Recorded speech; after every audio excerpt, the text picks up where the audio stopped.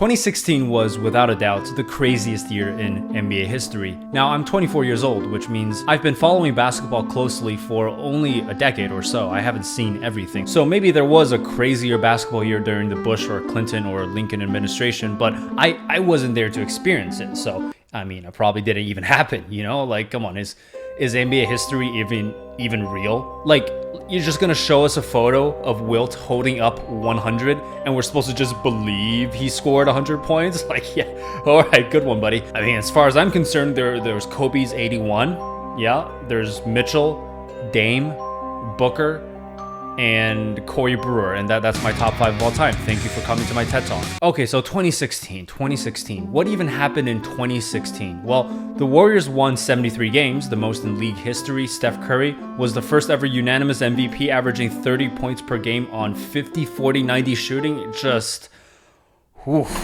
I mean, that kind of volume on that kind of efficiency, I wouldn't be interested in other men, but that's just me. Meanwhile, Kawhi and LaMarcus Aldridge dragged the corpses of Parker, Ginobili, and Duncan to 67 wins. 67? And the Spurs looked almost as dominant as the Warriors. And of course, the Eastern Conference sucked, because it always sucks. Sam Hinkie, the madman, tanked the Sixers so hard they went 10-72. Hassan Whiteside led the NBA in blocks at 3.7 per game, which is the highest blocks per IQ points ever recorded in NBA history. Oh, and Kobe Bryant announced his retirement and scored 60 in his last game, beating a Jazz team that was one win away from making the playoffs in what was the greatest send-off performance in history. And then later in 2016, Paul Pierce also announced his retirement, and everyone was like, we don't care. So the Cavs basically sweep through the Eastern Conference and get to the finals with no trouble. In the West, though, things get a little interesting. The greatest team in NBA history drops a game versus Houston in round 1, drops a game versus Portland in round 2, and then goes down 3-1 against the Thunder. It looks like it's over. We're getting that LeBron-KD rematch, finally. And then the Warriors win Game 5, Klay Thompson wins Game 6, Steph Curry wins Game 7, thus ending OKC's Kevin Durant era. And then we get to the finals. Golden State wins Game 1 by 15, Game 2 by 33, and they're up 3-1 after Game 4. But that's when things got a little weird. Draymond hits the nuts and gets hit with a suspension. Klay trash talks LeBron, saying, I guess his feelings just got hurt. LeBron laughs, puts on some sunglasses. Game 5 features the greatest performance by a duo in NBA Finals history.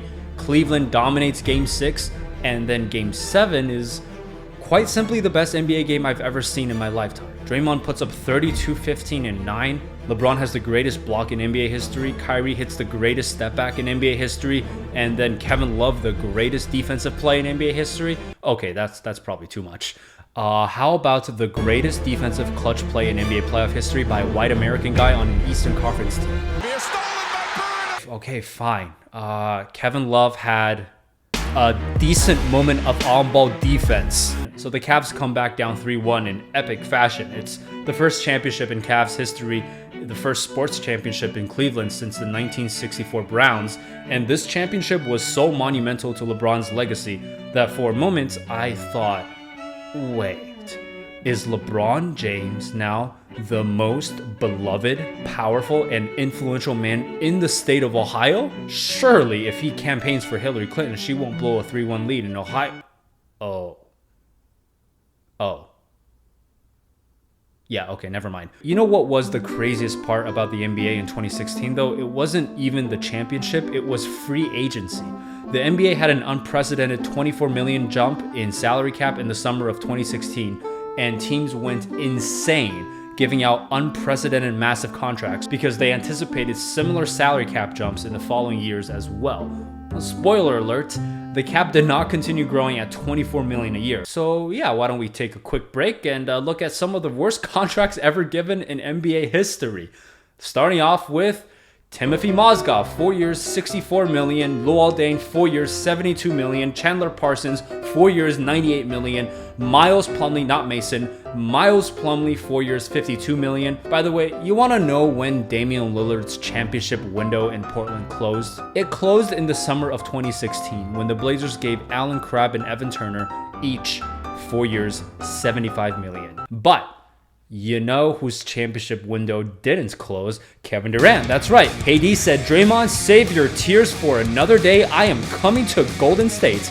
A move that was so unfair to the rest of the league, it actually made me miss David Stern. Like, don't get me wrong, Adam Silver is a nice, likable guy with a beautiful, shiny head, but I just know David Stern would have broken every international law in human existence. He would have had a SWAT team in Oakland to prevent KD from signing that contract. And yeah, we kind of needed that because the next few years were a little bit boring. Oh, how much a year changes.